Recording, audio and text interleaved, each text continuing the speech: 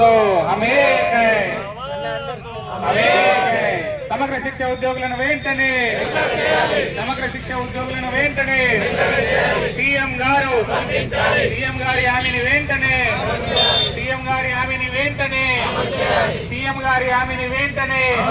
సమగ్ర శిక్ష ఉద్యోగులను వెంటనే రాష్ట్ర వ్యాప్తంగా 6వ తేదీ నుంచి 9వ తేదీ వరకు రిలే నిరసన దీక్షలకు అనేటువంటి పిలుపుని ఇవ్వడం జరిగింది.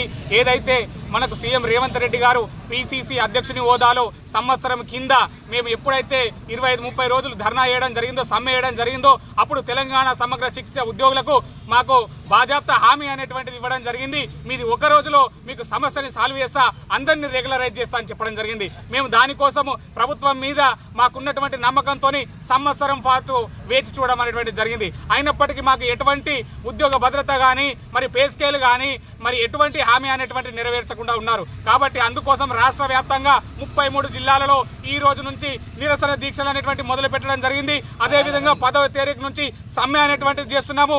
మాకు ఏదైతే హామీ రేవంత్ రెడ్డి గారు సీఎం గారు ఇచ్చిండ్రో ఆ హామీని నెరవేర్చుకోవాలి.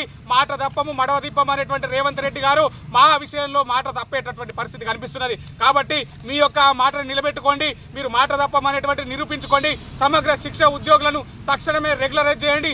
అంతవరకు పే స్కేల్ అనేటువంటి ఇచ్చే వరకు సమగ్ర శిక్ష ఉద్యోగులు సమ్మె బాట విడవరని మేము తెలియజేయడం జరుగుతుంది. జై సమగ్ర శిక్ష.